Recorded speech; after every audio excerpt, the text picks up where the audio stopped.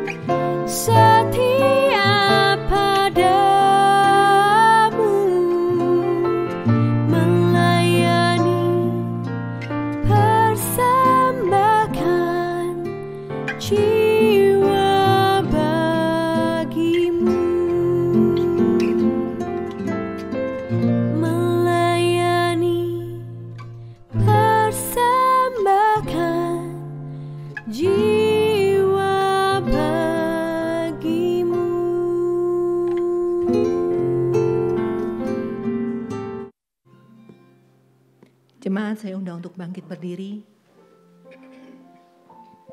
Mari kita siapkan hati pikiran kita masing-masing untuk masuk di dalam ibadah minggu pagi yang kudus ini.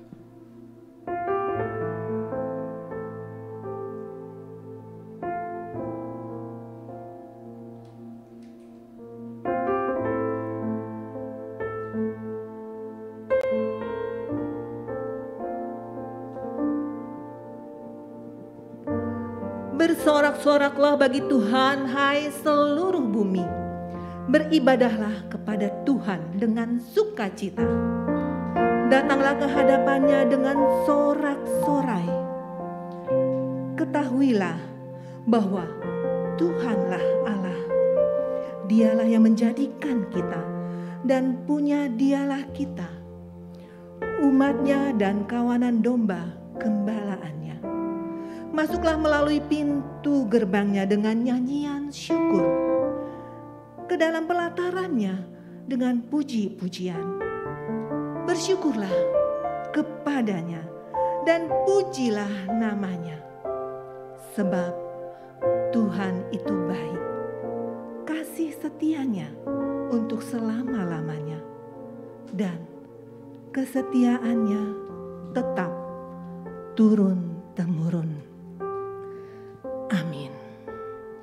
Dialah Allah yang menjadikan kita. Mari kita memuji Dia, Allah pemilik hidup kita. Kau sungguh indah, tiada.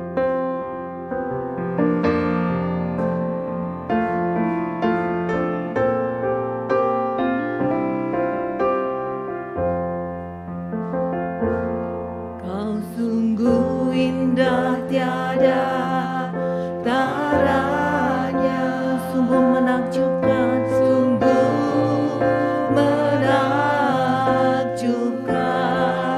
sungguh ajaib, sungguh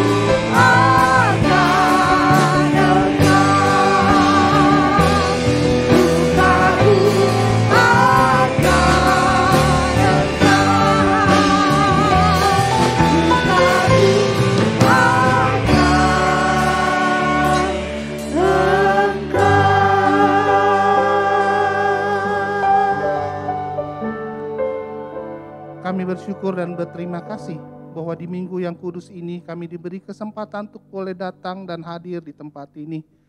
Baik kami yang datang di tempat ini, di Wisma Bersama, teman-teman kami yang menontonnya secara online. Tuhan tetap mengasihi kami. Kami bersyukur Tuhan, bahwa di tengah dunia yang semakin tidak jelas ini, di tengah dunia yang masih saja dihajar oleh virus, di tengah dunia yang masih saja gonjang-ganjing dengan alam yang tidak begitu jelas, tetapi Tuhan mengizinkan kami untuk boleh datang bersekutu.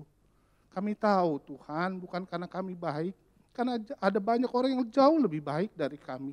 Tetapi Engkau memanggil kami, Engkau mengasihi kami, Engkau mengajak kami ke dalam persekutuan di tempat ini. Karena itu Tuhan Yesus, kami minta biarlah ketika kami nanti pulang, kami tidak lagi menjadi orang yang sama, tetapi kami menjadi orang yang jauh lebih baik, sehingga kami boleh memancarkan kasih-Mu di dalam dunia ini. Tuhan berkati Pak Gelen yang akan menyampaikan kebenaran firman-Mu. Apa yang telah beliau sampaikan boleh dijabarkan dengan baik. Tuhan berkati pemimpin pujian, para singer, para pemusik, para penata layan. Kami berdoa di dalam nama Tuhan kami Yesus Kristus, Tuhan dan Juru Selamat kami yang hidup. Amin. Jemaat, saya silakan untuk duduk kembali.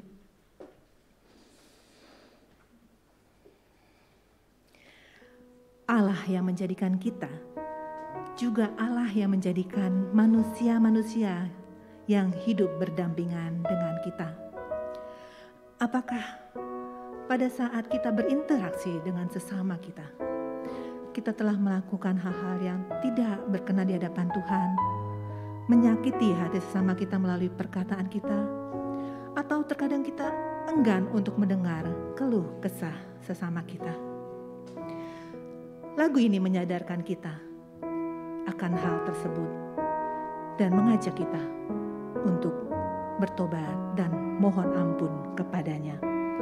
Mari kita angkat pujian ini. Tuhanku, bila hati kawanku. Tuhanku, bila hati kawanku terluka oleh tingkah ujarku dan kehendakku jadi panduku, ampunilah.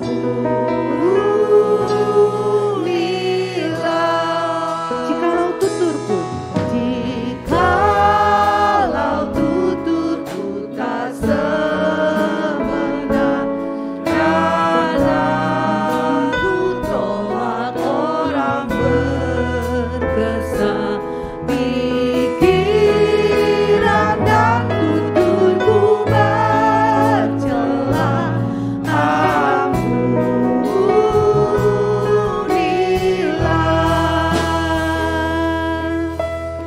Mari kita masuk di dalam doa secara pribadi.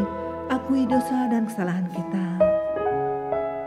Di hadapan Tuhan tiada yang tersembunyi.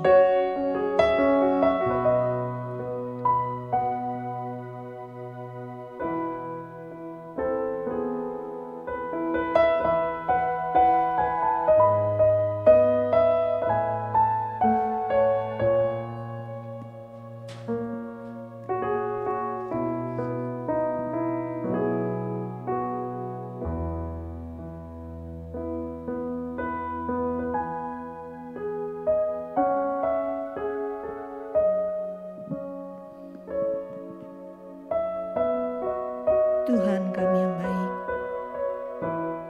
kami percaya Engkau yang hadir di sini mau mendengarkan segala pengakuan dosa kami di hadapan-Mu.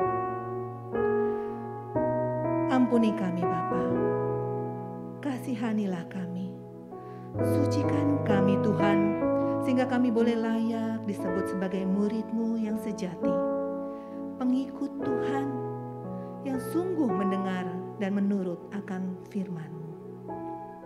Terima kasih Bapa. 1 Petrus 1 ayat 3-4 berbunyi demikian. Terpujilah Allah dan Bapa Tuhan kita, Yesus Kristus, yang karena rahmat-Nya yang besar telah melahirkan kita kembali oleh kebangkitan Yesus Kristus dari antara orang mati, kepada suatu hidup yang penuh pengharapan, untuk menerima suatu bagian yang tidak dapat binasa, yang tidak dapat cemar, dan yang tidak dapat layu, yang tersimpan di surga bagi kamu. Amin. Kita angkat pujian bait terakhir sambil berdiri. Dan hari ini aku bersembah. Dan hari ini aku bersembah tetap padamu Bapa, berserah berikan aku kasih-Mu mesra.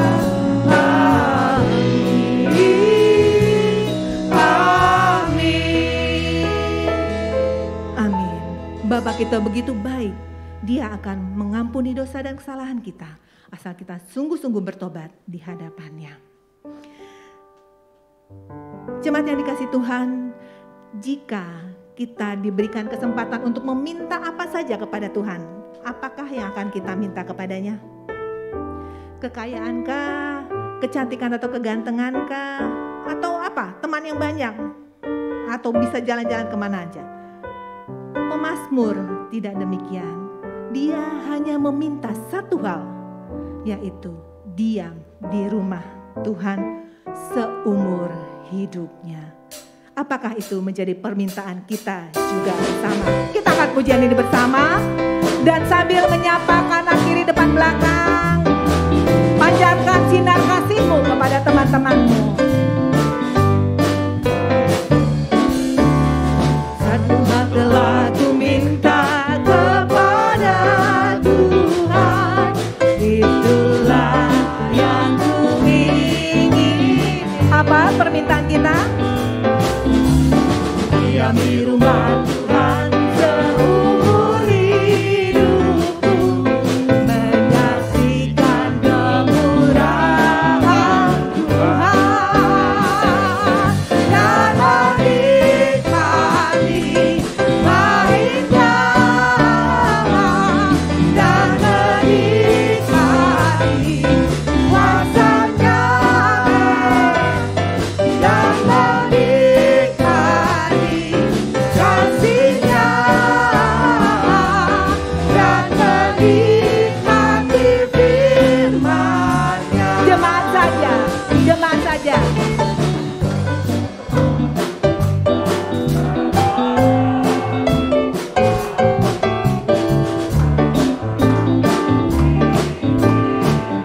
Ya, katakan permintaanmu kepadanya.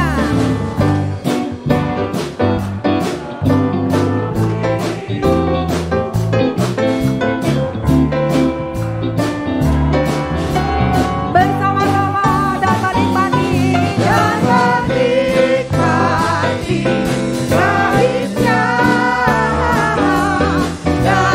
menikmati kuasa-Nya, dan menikmati kasih-Nya, dan menikmati firman-Nya, dan menikmati baiknya, dan menikmati kuasa-Nya, dan menikmati kasih-Nya, dan menikmati firman-Nya,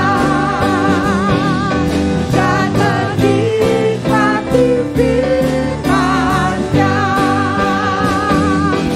dan menikmati firman-Nya.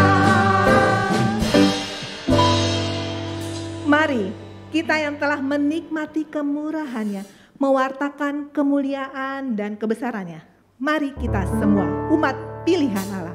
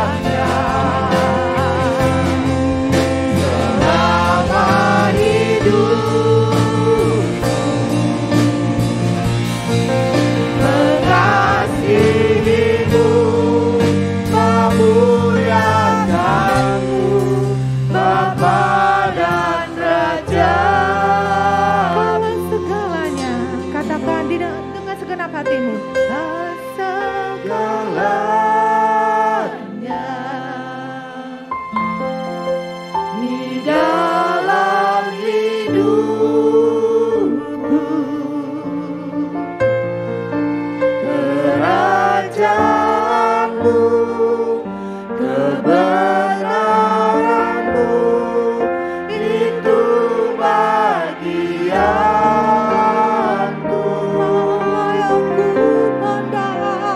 Layakku pandang selama hidupku, mengasihi-Mu, memuliakan-Mu, Bapa dan Rajaku.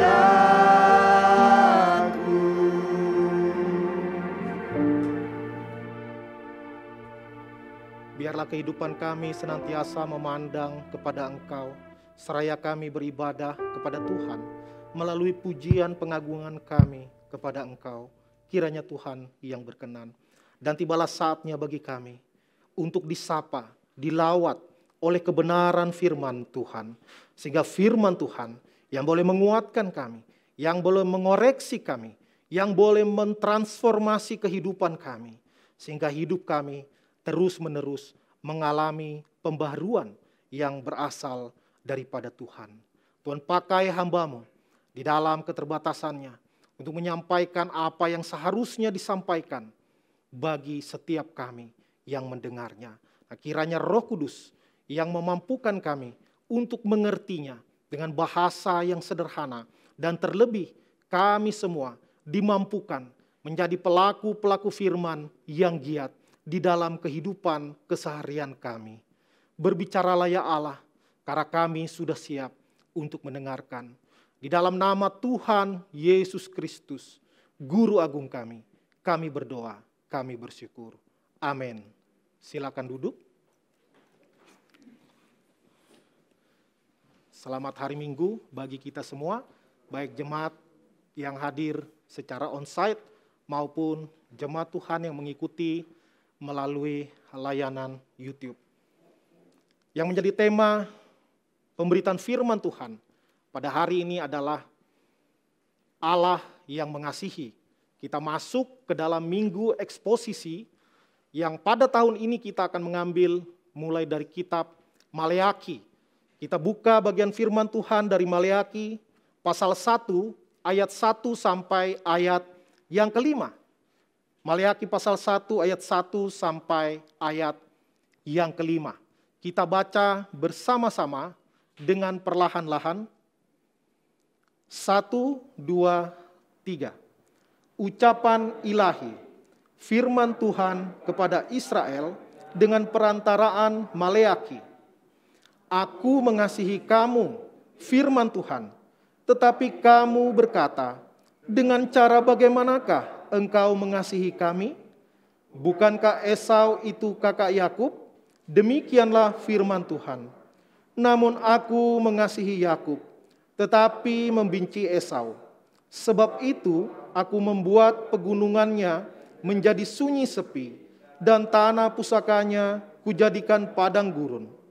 Apabila Edom berkata, kami telah hancur, tetapi kami akan membangun kembali reruntuhan itu, maka beginilah firman Tuhan semesta alam.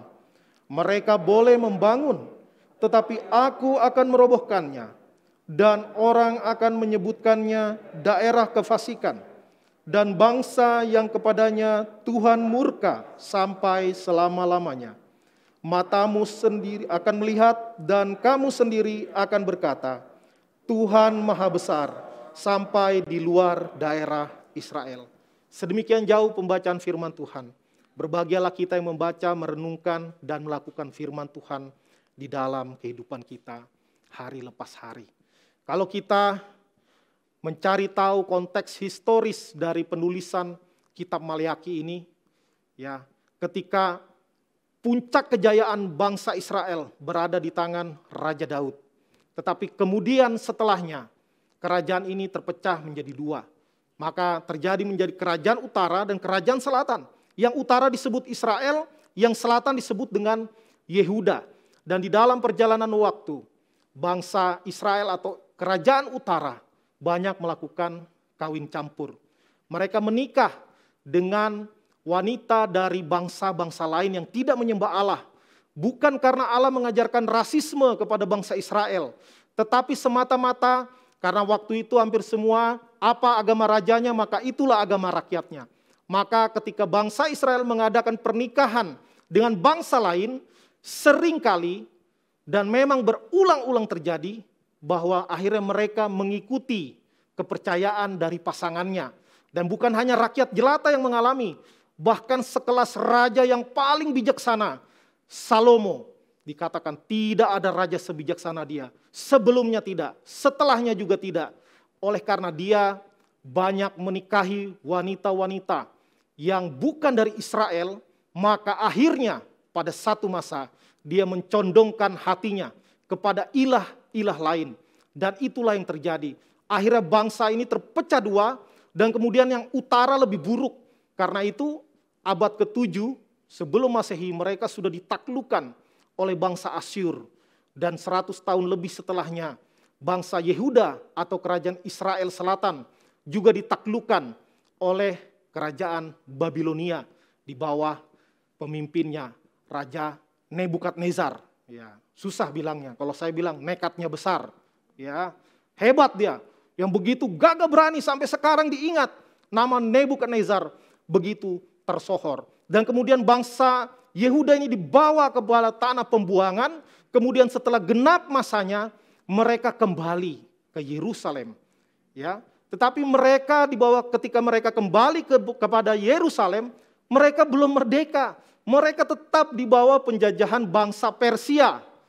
Ya, kemarin di PA dibahas tentang kitab Daniel. Bagaimana penglihatan dari Daniel tentang bagaimana ada patung dari kepala emas yang adalah gambaran dari Nebukadnezar. Lalu dada dan lengan dari perak yang menggambarkan Persia. Kemudian pinggang dan paha yang terbuat dari kuningan. Ya, kalau di terjemahan bahasa Indonesia dikatakan tembaga, yaitu tentang kerajaan Yunani. Dan kemudian kaki yang terbuat dari besi, tetapi lalu jari-jarinya bercampur dengan tanah liat, itu adalah kerajaan Romawi yang begitu keras. Ya, jadi bangsa Israel berada di bawah penjajahan. Dan Tuhan sekali lagi berfirman melalui hambanya, Maleaki. Ya, dari kata malak, malakhi. Ya, malak itu bukan malak yang anak SMA ya, wih bagi duit. Nah itu malak namanya. Ini malak ada hanya di belakang. Malaki artinya my angel atau my messenger, utusanku atau malaikatku. Dan ini sebagian penafsir mengatakan itu bukan nama tetapi itu julukan. Bagaimana nabi ini diutus Tuhan menjadi messenger Allah bagi umat Tuhan. Ya, jadi apa yang kita pelajari di sini bahwa Allah yang mengasihi adalah Allah juga yang mendisiplin. Ya, jangan pikir kalau kita minta semua dikasih oleh Allah, maka itu Allah mengasihi kita.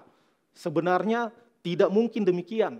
Orang tua yang mengasihi anaknya tidak bisa tidak. Pasti dia pada satu saat harus mendisiplin anaknya. Kalau tidak, anaknya akan menjadi anak-anak yang gampangan.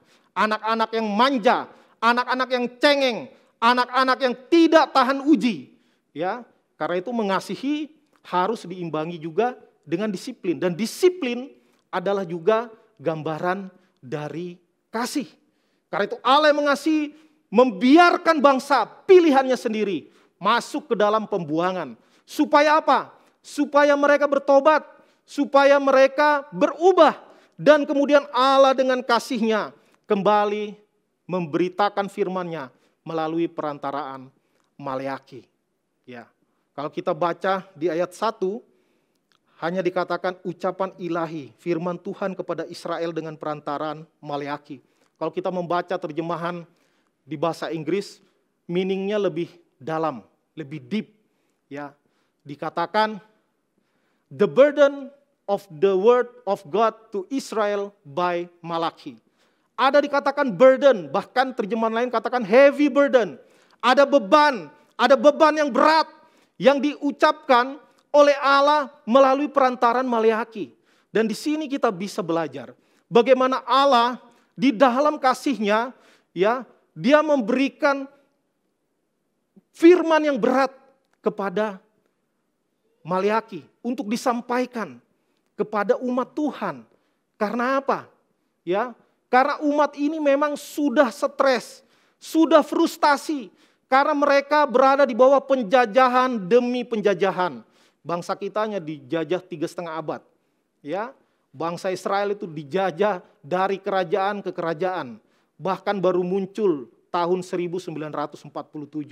Ya, dari mulai kerajaan Babel, lalu kerajaan Persia, mereka dibawa lagi pemerintahan jajahan kerajaan Yunani, lalu dibawa kerajaan Roma, habis itu di bumi hanguskan. Israel, Yerusalem di bumi hanguskan, bait Allah diruntuhkan, dan baru lagi dibangun negara Israel tahun 1947.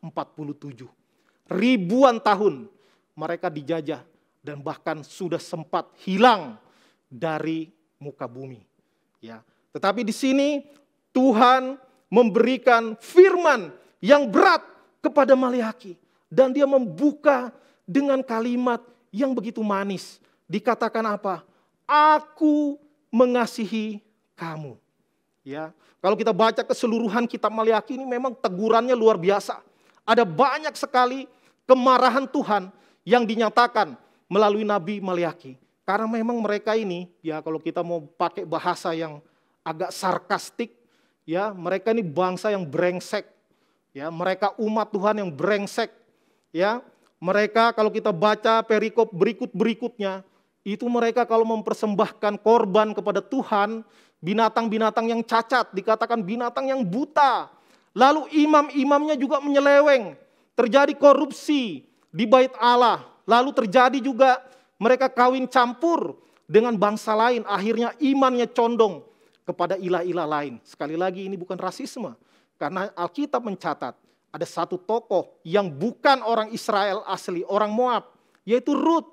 Ya, tetapi karena imannya kepada Tuhan, maka dia dilihat sebagai orang benar. Dan bahkan Yesus Kristus juga adalah keturunan daripada Rut yang orang Moab, bukan pribumi Israel. Ya, maka ini bukan berbicara tentang ras, tetapi ini berbicara tentang iman percaya kepada Tuhan. Dan Tuhan di sini, di dalam tegurannya yang begitu banyak, Tuhan mengawalinya dengan kalimat, aku mengasihi kamu. Ya, begitu manis didengar. Ya, di dalam kemarahan ada terselip kasih Tuhan. Aku mengasihi kamu.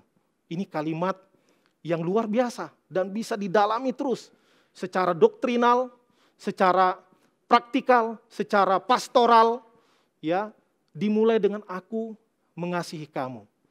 Nah, namun apa yang terjadi? Bangsa Israel tidak merasa dikasihi oleh Tuhan. Karena apa? Ketika Tuhan mengatakan aku mengasihi kamu, masuk ke telinganya, tetapi lalu matanya melihat fakta yang berbeda. Ya, kami di bawah penjajahan, kami dibuang, kami jadi budak, kami tidak merdeka. Mesias enggak datang-datang. Ya, maka mereka menjadi frustasi. Ketika firman yang didengar, mereka merasa faktanya jauh panggang dari api. Kalau Tuhan mengasihi kami, kenapa kami di bawah penjajahan? Kalau Tuhan mengasihi kami, kenapa kami menderita? Ya, di sini kalimatnya dikatakan, dengan cara bagaimanakah engkau mengasihi kami? Itu adalah bukan nanya, itu membantah, ya, dengan cara bertanya. Ya, kalau bahasa sekarang lebih anak-anak gaul lebih singkat. Misalnya pacarnya si laki-laki bilang ke pacarnya yang perempuan, aku mengasihi kamu. Dia bilang apa? Ah, masa? Ya, yang lebih gaul lagi, sumpah lo, ya, yang bener nih, ya. Kalau setiap kita ngomong dijawab gitu, jengkel enggak? Ya, bukan lagi jengkel, tapi jengkol. Ya, jengkel campur dongkol. Ya, itu jengkol namanya. Ya, enak itu kalau direndang. Ya, jadi dikatakan bentar-bentar gitu. Ya, ah masa? Yang bener nih. Ya, saya tinggal di satu daerah, ya saya enggak sebut, nanti dibilang menghina suku tertentu lagi. Ya, bahasanya lucu. Bilangnya gini, misalnya dibilang, aku mengasihi kamu. Lalu jawabnya apa? Mana ada, katanya. Mana ada, itu bukan nanya, itu membantah. Ya, mana ada, katanya, logatnya juga begitu. Ya, jadi itu karena apa? Karena apa yang didengar berbeda dengan apa yang dilihat. Ya, firman-Nya berbeda dengan apa yang dialami. Maka mereka mulai meragukan akan kasih Tuhan. Yang benar nih Tuhan mengasihi kami. Kok hidup kami susah benar? Ya, mungkin kita juga pernah mengalami atau mungkin sering mengalami. Enggak sih ngomong, tapi dalam hati. Kalau Tuhan mengasihi saya, kenapa saya kena PHK? Kalau Tuhan mengasihi saya, kenapa pacar saya memutuskan saya? Padahal saya udah cintanya bertubi-tubi. Ya. Kenapa? Kenapa usaha saya bangkrut karena pandemi? Kalau memang Tuhan mengasihi, maka ada banyak lagi kita tambahkan. Kenapa, dan kenapa. Ya, mungkin kalau kita mendengar khotbah, kita pun dalam hati mengatakan, Pak Pendeta sih enak ngomong, saya ini belum bayar uang semesteran ini. Ya, mau bayar pakai apa? Pakai iman. Ya, saya belum bayar kos-kosan ini. Ya, tenang, Tuhan buka jalan. Wah, habis itu dia pulang ditagih ibu kos. Mana uang kos? Tenang ibu, Tuhan buka jalan. Ya, bingung ibu kosnya. Ya, saya bukan minta tenang, saya minta uang kos. Ya, jadi seperti itu. Nah, seringkali di dalam kehidupan keseharian kita dipandu oleh mata kita. Bukan lagi dipandu oleh iman. Dan inilah yang Tuhan ingatkan kepada bangsa Israel. Kita sering lupa sebagai umat Tuhan. Kita mengalami kebaikan demi kebaikan. Kita mengalami mujizat demi mujizat Tuhan. Tapi kita segera lupa karena Allah berdaulat. Karena itu kita tidak bisa membanggakan diri. Karena saya cukup mampu, karena saya kompeten. Maka Tuhan harus memakai saya. Kalau Tuhan gak pakai saya, Tuhan yang rugi. Kalau Tuhan mau untung, biarkan saya membantu Tuhan. Ya, maka keliru. Ya, tidak ada kita membantu Tuhan. Tidak ada jasa kita kepada Tuhan. Allah berdaulat memilih. Maka kita hanya bisa berterima kasih. Kita hanya bisa bersyukur. Kenapa Tuhan pilih saya? Kenapa Tuhan gak pilih yang lebih pintar? Kenapa Tuhan gak pilih yang lebih kaya untuk mendukung pekerjaan Tuhan? Kenapa Tuhan tidak pilih yang lebih kompeten untuk melayani Tuhan? Kenapa saya? Kenapa saya? Ya, kita teriak, why God? Tuhan bilang, why not? Ya, kenapa emang? Suka-suka saya. Ya, itu namanya berdaulat. Kita tidak bisa membantah Allah sebenarnya. Ya, karena apa? Kalau kita membantah orang, kalau kita meragukan kebaikan orang, kita menggugat keadilan dari orang lain masih wajar. Karena manusia dengan manusia, apple to apple. Tetapi kita dengan Allah itu levelnya beda. Bagaimana pencipta menggugat ciptaan? Kalau saya punya 5 pasang sepatu, hari Minggu ini saya pilih yang paling enggak bagus, yang paling murah. Sepatunya enggak bisa bilang, sepatu yang paling mahal bilang, kenapa bukan saya? Saya lebih bagus, saya lebih mahal. Ya, dia itu waktu diskon kau beli. Sepatu nggak bisa protes sama saya. Lu saya pilih yang paling jelek pun emang kenapa? Sepatu-sepatu saya, apalagi saya sendiri yang bikinnya. Ya, maka ciptaan tidak bisa menggugat pencipta. Nah itu juga di dalam hidup kita, sikap kita juga gitu. Kita nggak boleh seharusnya menggugat Tuhan. Karena siapa kita bisa menggugat Tuhan? Tidak bisa kita menggugat Tuhan. Tapi fakta, bangsa Israel menggugat kasih Allah. Dengan cara bagaimana engkau mengasihi kami? Ya, dengan cara bagaimana? Mereka meragukan, bahkan membantah akan Tuhan yang mengasihi. Ya, kita lihat Tuhan memang begitu mengasihi Yakub. Ya, jadi kata Israel di sini adalah kepada bangsa Yehuda, kepada bangsa Yehuda. Udah mereka bandel berbantah-bantahan. Kalau kita baca keempat pasal dari Maleakhi ini, mereka bantah terus. Apa yang dibilang Tuhan ditanya, maksudnya membantah dengan pertanyaan. Tetapi Tuhan tidak bosan-bosan memanggil Yakub, memanggil Israel untuk bertobat. Kalau kita baca Maleakhi pasal 3 ayat 6, dikatakan bahwasanya aku, Tuhan, tidak berubah dan kamu Bani Yakub tidak akan lenyap. Sejak zaman nenek moyangmu, kamu telah menyimpang dari ketetapanku dan tidak memeliharanya. Kembalilah kepadaku, maka aku akan kembali kepadamu, firman Tuhan semesta alam. Ya, Tuhan panggil mereka lagi untuk kembali. Kamu bandel, bukan cuma kamu, nenek moyangmu juga bandel-bandel, menyimpang dari ketetapanku. Tetapi Tuhan panggil lagi, kembalilah kepadaku. Di sini kita melihat bahwa Allah yang mengasihi adalah Allah yang setia kepada umatnya di tengah-tengah ketidaksetiaan umatnya kepada Allahnya. Bagaimana Allah tidak bosan-bosan memanggil mereka untuk kembali. Walaupun mereka menutup telinga mereka, mereka mengeraskan hati mereka menutup mata mereka. Tuhan panggil terus, gak bosan-bosan. Ya, dan sejarah mencatat bagaimana bangsa Israel tidak juga bertobat. Sehingga setelah zaman Maleaki, kitab Maleaki selesai. Kalau Alkitab kita buka tiba-tiba udah Matius, ya. Tapi kalau kita lihat sejarah Maleaki dengan Matius orang Jerman bilang. Itu 400 tahun. Tuhan tidak lagi memberikan wahyu. Tuhan tidak lagi berbicara kepada umat Israel. Tuhan tidak lagi membangkitkan nabi daripada orang Israel. Karena mereka begitu tegar tengkuk.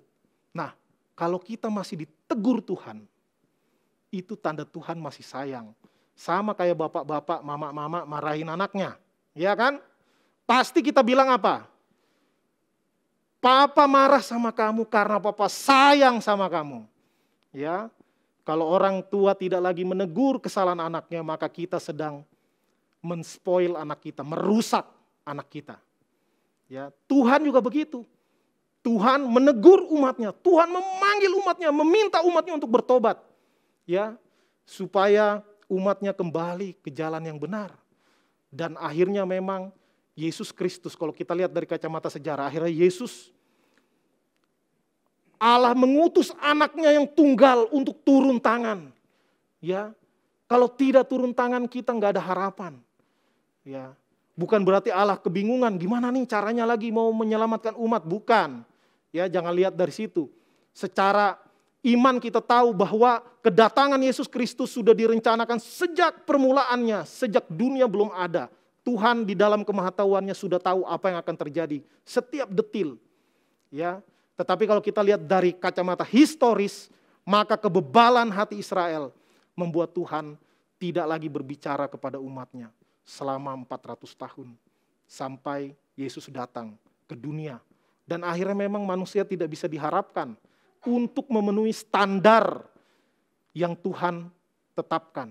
Harus Yesus Kristus yang menebus dosa-dosa kita. Sehingga kita beroleh keselamatan. Dan di sini kita melihat bagaimana manusia tetap mau berdiri di atas kaki sendiri, tetap mau mengandalkan kehebatan sendiri. Dikatakan di sini ayat 3-4 dikatakan, aku membuat pegunungannya menjadi sunyi sepi dan tanah pusakanya menjadi padang gurun. Apabila Edom berkata, kami telah hancur tetapi kami akan membangun kembali reruntuhan itu. Ya, manusia pingin diakui. Manusia merasa juga berkuasa, merasa hebat. Karena manusia juga di dalam hatinya ingin menjadi sama seperti Allah. Karena itulah Adam dan Hawa makan buah dari pohon pengetahuan. Karena ingin naik pangkat, ingin sejajar dengan Allah. Maka ketika manusia, kami akan bangun lagi reruntuhan kota itu. Tetapi Tuhan mengatakan, ya mereka boleh membangun, tetapi aku akan merobohkannya. Ya, maka kalau orang tidak dipilih oleh Tuhan, kasihan. Ya, apapun usaha yang dikerjakannya tidak akan berhasil. Tuhan tidak akan membuka hatinya karena mereka tidak dipilih oleh Tuhan. Loh, Tuhan gak adil dong. Sekali lagi, Tuhan bukan manusia. Ya, kalau kita manusia dengan manusia kita bisa bilang tidak adil. Tuhan itu tidak bisa dibandingkan karena Dia pencipta kita. Kita saja sebagai manusia, kita saja memilih. Untuk pasangan ada banyak mungkin yang masuk kriteria. Tetapi satu saja yang dipilih. Loh, kenapa pilih si A, kenapa enggak pilih si B, si C, si D? Lah saya yang pilih. Mau-mau saya dong. Ya kan? Saya pilih itu sebagai pasangan saya. Ya sudah, mungkin yang lain lebih daripada dia, enggak masalah. Tapi saya berdaulat untuk memilih pasangan saya sendiri. Nah, yang lain enggak bisa protes. Kok kamu enggak nikahi saya, kamu enggak adil? Loh, enggak dong. Ya memang harus memilih, kasih itu juga harus memilih. Enggak bisa bilang karena saya memilih yang satu, yang lain bilang tidak adil, tidak bisa. Karena itu Tuhan juga berhak, berdaulat di dalam kasih-Nya untuk memilih siapa-siapa yang ditebusnya. Memilih siapa-siapa yang akan percaya kepada Dia. Karena itu kita harus bersyukur. Ya, jangan merasa kita cukup saleh, kita cukup baik. Ya, semuanya hanya karena anugerah. Ya, semuanya hanya karena anugerah Tuhan. Sehingga kita hanya bisa bersyukur, dan bersyukur. Tetapi ketika dipilih Tuhan, kadang orang itu ya itu kebiasaan orang. Kami umat pilihan loh. Ya, merasa jadi sombong, ya, merasa ya bagaimanapun Tuhan itu milihnya kami, bukan kamu, kasihan loh. Ya, enggak bisa kita bilang gitu. Kalau Tuhan memilih kita, kita harus selalu ingat, kenapa ya Tuhan yang pilih saya ya? Ya, tadi di doa pembukaan sudah disinggung. Orang lain banyak yang lebih baik daripada kita, yang lebih bajik, yang lebih bijak, ya, yang lebih pintar, yang lebih kreatif, yang lebih jago, banyak. Kenapa Tuhan memilih kita? Tuhan yang tahu, kedaulatan Tuhan. Maka mari kita menjalani kehidupan keberimanan kita, ya, bukan dengan hati yang tinggi, tapi dengan hati yang rendah.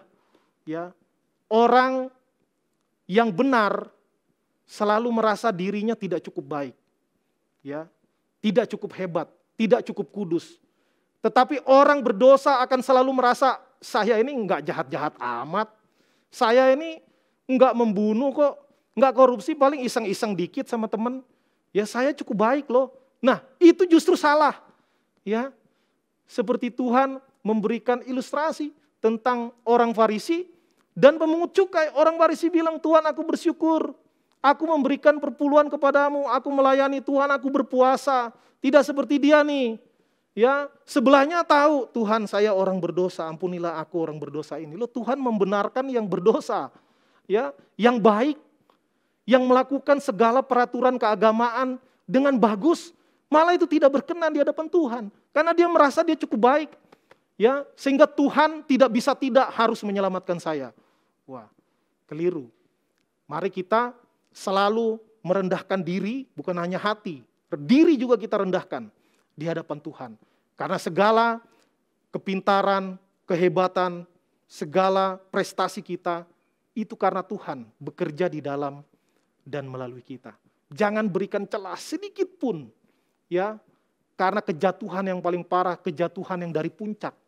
Sebagaimana malaikat terang itu, ya, dia ingin menjadi sama seperti Allah. Dia memberontak, dia membawa pasukan sepertiga dari jumlah malaikat, membelot, ingin mengkudeta Allah.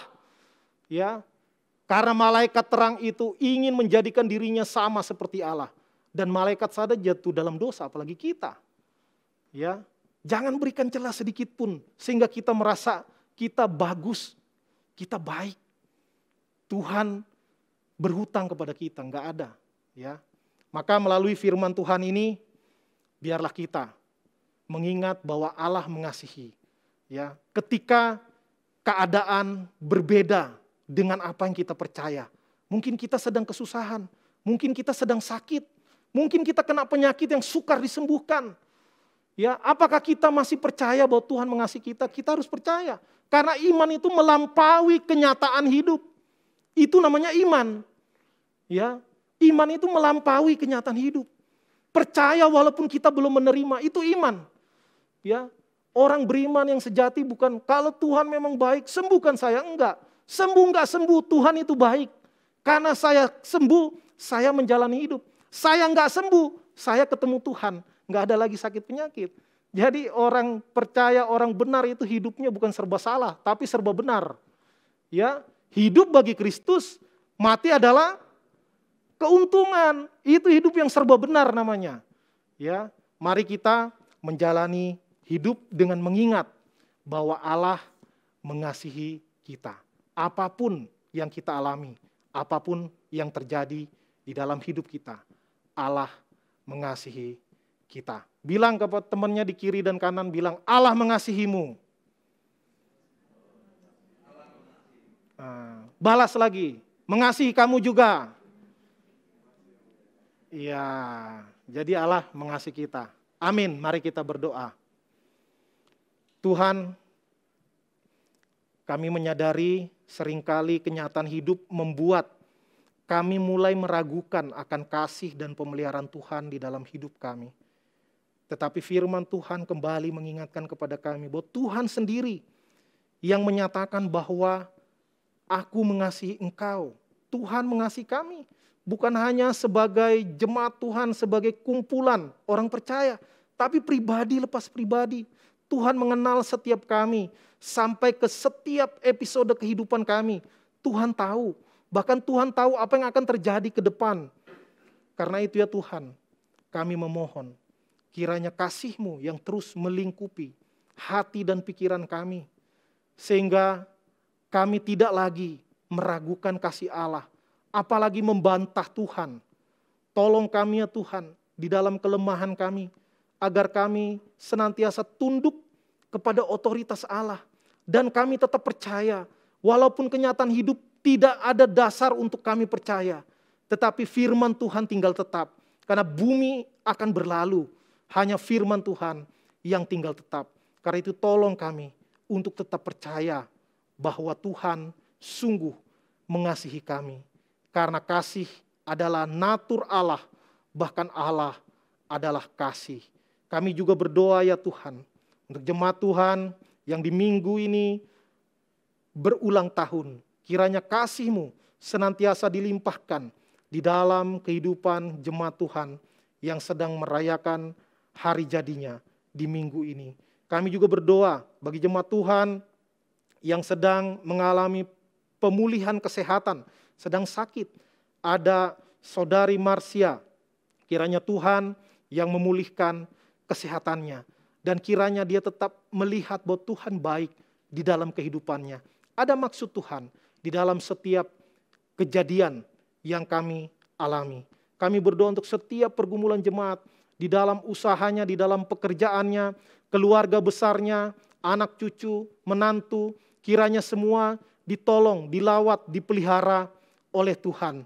Kami berdoa Tuhan untuk bangsa dan negara kami yang saat ini sedang bertarung dengan persebaran varian yang baru dari COVID-19. Ada varian Omikron yang begitu mudah menular.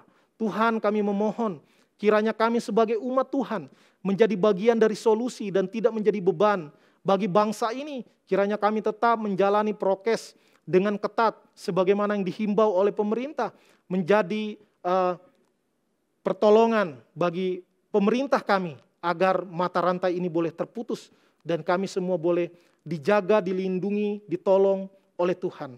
Terima kasih Tuhan, kiranya Dikau yang melengkapi doa kami yang tidak sempurna ini dan menjawab seturut dengan kerelaan kehendak-Mu saja. Di dalam nama Tuhan Yesus Kristus, Allah yang mengasihi kami, Allah yang menyediakan keselamatan bagi kami. Kami berdoa, kami bersyukur. Amin. Jemaat diundang berdiri.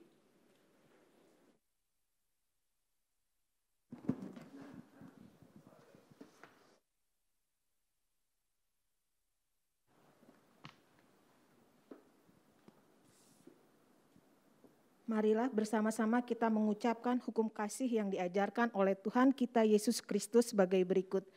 Kasihilah Tuhan Allahmu dengan segenap hatimu dan dengan segenap jiwamu dan dengan segenap akal budimu. Itulah hukum yang terutama dan pertama. Dan hukum yang kedua yang sama dengan itu ialah, kasihilah sesamamu manusia seperti dirimu sendiri. Amin. Jemaat silahkan duduk.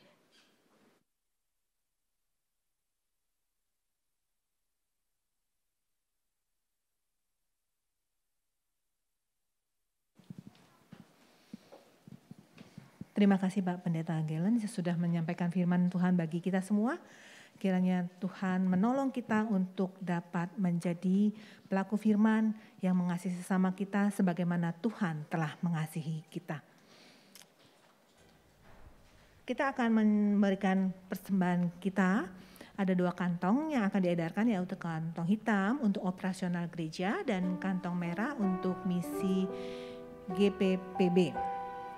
Bapak Ibu juga bisa men-scan yang ada di Wisma Bersama, bisa scan di barcode yang ada di belakang sandaran kursi. Kemudian Bapak Ibu yang ada di rumah bisa juga melakukan transfer dengan kode 01 di belakangnya atau 002 di berikutnya.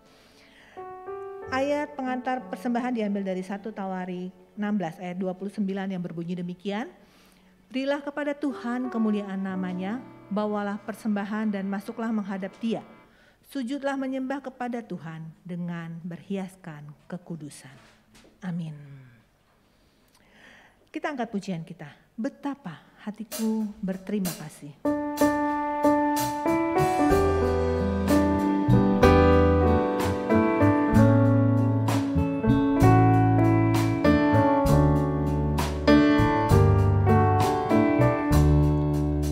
Betapa hatiku berterima kasih Yesus, Kau mengasihiku, Kau memilikiku.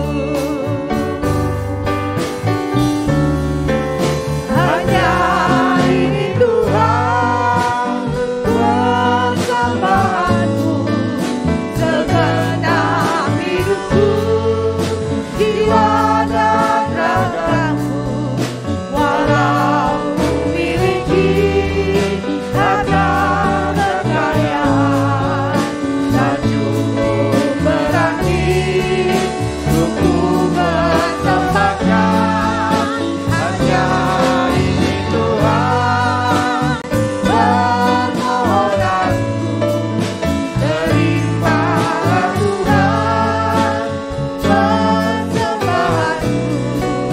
Pakailah hidupku sebagai alatmu seumur hidupku. Betapa hatiku berterima kasih. Betapa hatiku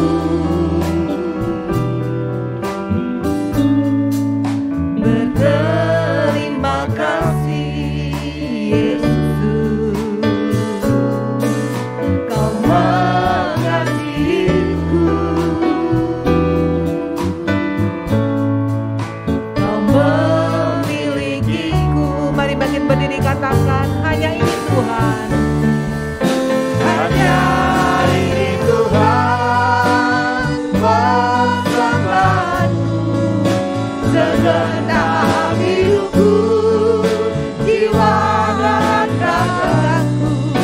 Walau memiliki harta kekayaan, tak cukup berarti untuk persembahkan. Hanya ini Tuhan permohonanku, terimalah Tuhan persembahanku. Pakailah hidupku sebagai alatmu. Pakailah hidupku.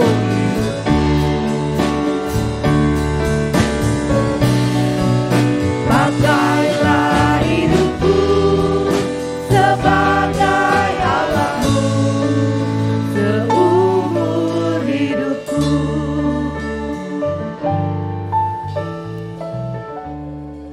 Mari kita berdoa. Bapa yang di sorga, Bapa di dalam Tuhan Yesus Kristus,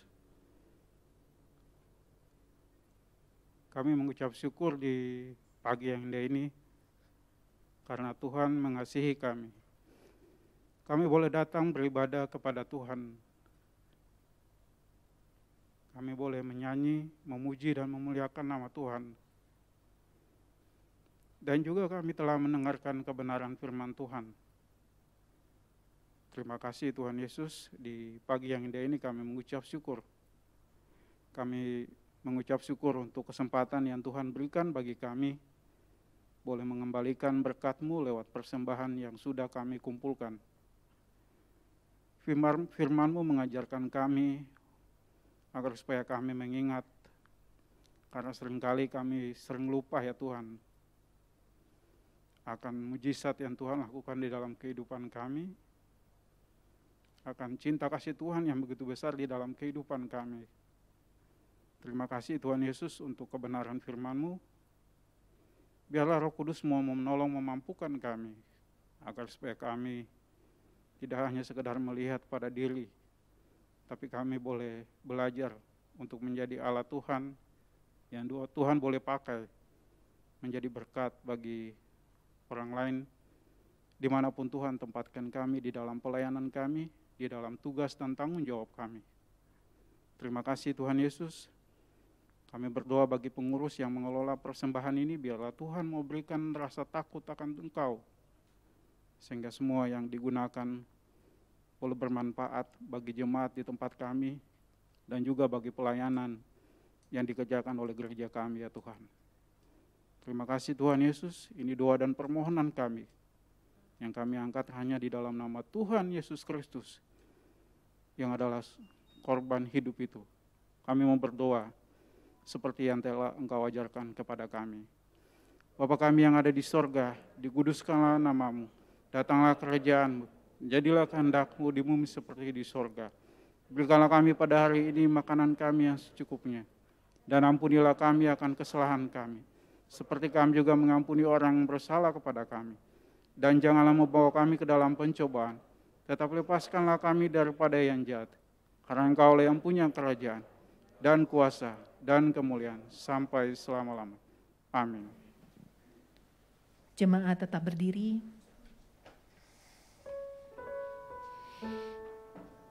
Kita akan kembali.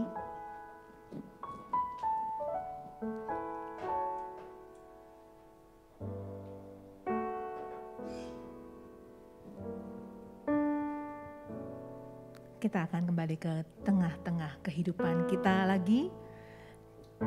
Dimanapun Tuhan tempatkan kita, Tuhan menyertai kita dan diberikan kepada kita petunjuk hidup baru yang saat ini diambil dari 1 Yohanes 4 ayat 11. Mari kita membacanya bersama-sama. 1, 2, 3. Saudara-saudaraku yang kekasih, jikalau Allah sedemikian mengasihi kita, maka haruslah kita juga saling mengasihi. Amin. Allah yang mengasihi kita, Dia juga tidak pernah meninggalkan kita. Di hidupku, aku ada sobat yang setia, yang senantiasa berjalan sertaku.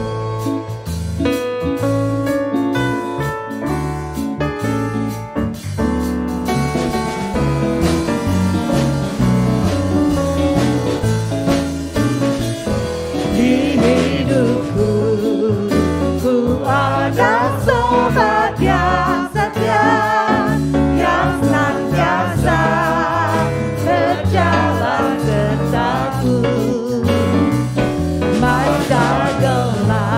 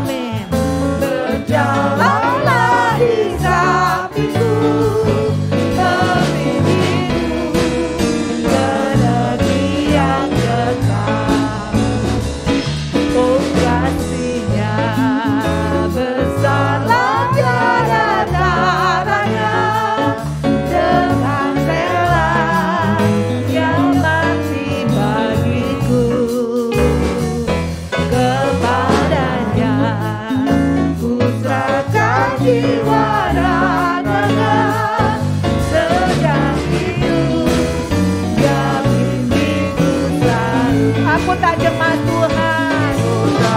Karena ada Engkau bersamaku. Jalan yang tak lurus, lewat lembah dan gunung yang terjal. Sebab berjalanlah di sampingku, memimpinku.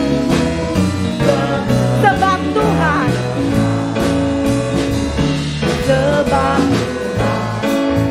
berjalanlah di sampingku, memimpinku ke negeri yang kekal.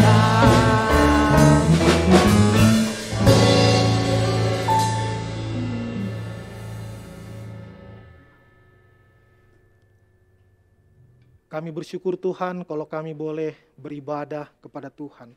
Kami bersyukur untuk setiap pujian yang boleh kami naikkan, kiranya Tuhan berkenan. Kami bersyukur untuk firman Tuhan yang boleh kami dengarkan. Kiranya kami terus memandang kepada Tuhan yang mengasihi kami, sehingga kami dimampukan ketika kami menghadapi tanjakan dan turunan, lembah yang kelam di dalam kehidupan kami. Kami tidak menjadi cemas, karena kami tahu ada Tuhan yang maha kuasa, yang mengatur jalannya hidup kami, dan akan memampukan kami untuk menerobos setiap badai kehidupan. Kami sadar tidak mudah, tetapi Roh Kudus yang akan menolong dan memampukan kami setiap umat-Mu. Usai sudah ibadah kita akan kembali ke tempat kita masing-masing menjalani kehidupan keseharian kita, sampai kita kembali berbakti kepada Tuhan di minggu yang akan datang. Pulanglah, arahkanlah hatimu kepadanya, angkatlah kedua tanganmu dan terimalah berkat-Nya. Tuhan memberkati engkau dan melindungi engkau. Tuhan menyinari engkau dengan wajah-Nya dan memberi engkau kasih karunia. Tuhan menghadapkan wajah-Nya kepadamu dan memberi engkau damai sejahtera. Turunlah atas kita semua kasih dari Allah Bapa, pertolongan dari Tuhan kita Yesus Kristus, bimbingan penyertaan Allah Roh Kudus bagi kita senantiasa, kini dan sampai sepanjang segala masa. Amin. Puji Allah Bapa Putra, puji Allah Roh Kudus, ketiganya yang esa. Pohon selamat sumber berkah.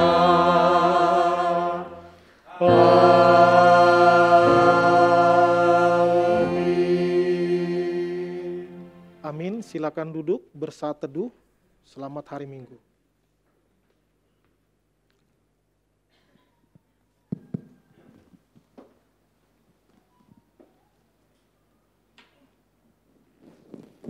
Amin. Shalom, selamat hari Minggu Bapak Ibu Saudara yang dikasihi Tuhan, yang ada di tempat ini secara onsite maupun Bapak Ibu Saudara yang ada di rumah. Barangkali juga ada yang baru pertama kali bergabung dengan kami Gereja Reformasi Indonesia. Ya, kami terus mengingatkan kepada saudara semua untuk bisa bersama-sama beribadah, baik secara onsite maupun secara online. Kesempatan pagi hari ini kita akan menyaksikan warta video Gereja Reformasi Indonesia.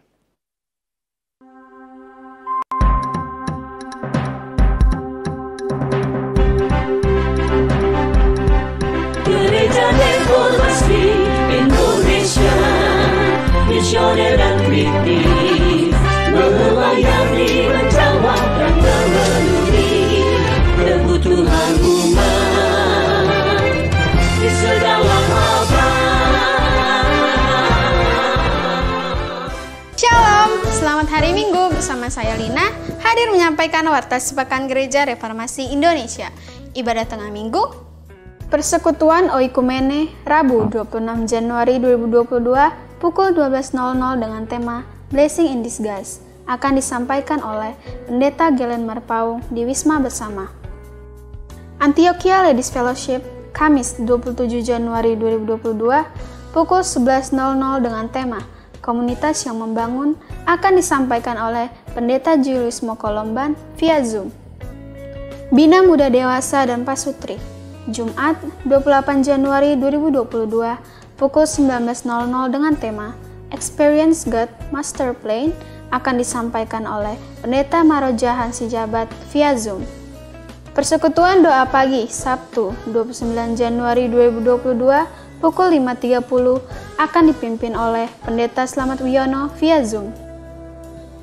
Antioquia Youth Fellowship Sabtu 29 Januari 2022 pukul 16.00 dengan tema New Journey akan dipimpin oleh Ibu Fania Kiswanto di Wisma Bersama dan via Zoom.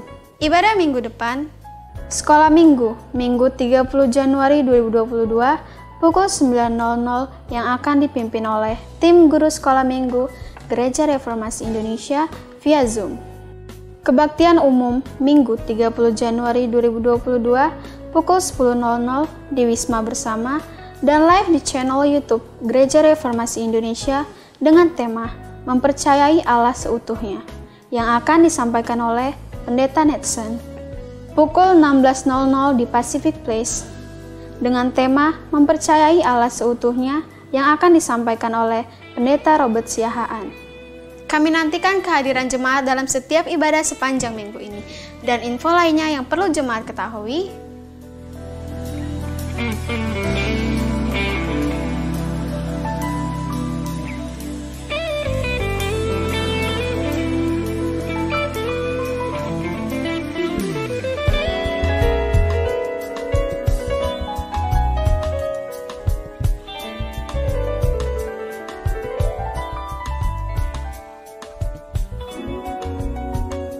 demikian Warta Sepekan Gereja Reformasi Indonesia. Dari kita, oleh kita, untuk kemuliaan nama Tuhan Yesus Kristus, Kepala Gereja. Tuhan Yesus memberkati dan salam sejahtera. Iya, salam sejahtera untuk kita semua. Selamat ulang tahun bagi Bapak Ibu Jemaat Tuhan yang berulang tahun sepanjang minggu ini. Tuhan menolong, Tuhan memberkati. Kita bersyukur kepada Tuhan dan tentu atas anugerah Tuhan yang begitu luar biasa memimpin perjalanan pelayanan Yayasan Mika. Selama 20 tahun Sekolah Kristen Makedonia, tanggal 20, 21, dan 22 kemarin, tim ada di sana dan sudah kembali sebagian. Beberapa orang masih tinggal, termasuk Bu Greta masih tinggal di Kalimantan Barat. Ketiga tahun STT Makedonia berjalan, dan juga peresmian monumen almarhum Pendeta Bigman Sirait juga sudah dilakukan. Semua acara bisa berjalan tidak lepas daripada pimpinan Tuhan, penyertaan Tuhan, dan juga berkat doa Bapak Ibu Saudara yang dikasihi oleh Tuhan. Oleh sebab itu kita terus mengerjakan apa yang Tuhan percayakan kepada kita, suatu pekerjaan Tuhan yang begitu besar. Mari kita mensyukuri akan segala anugerah Allah yang limpah itu. Dan bersyukur tim di Kalimantan Barat Gereja Reformasi Indonesia juga sudah mulai membuka beberapa pos yang akan dibuka lagi juga. Ya, kita terus berdoa bersama-sama. Mana yang bisa kita kerjakan, yang kita bisa lakukan, kita lakukan. Ya, bersyukur untuk segala pimpinan Tuhan atas pelayanan yang Tuhan anugerahkan melalui gereja dan juga mitra yang ada. Tuhan menolong, Tuhan memberkati kita. Selamat hari Minggu, tetap gunakan masker, perhatikan atau patuhi prokes. Biarlah Tuhan menolong, Tuhan memberkati. Ibadah kita minggu ini selesai.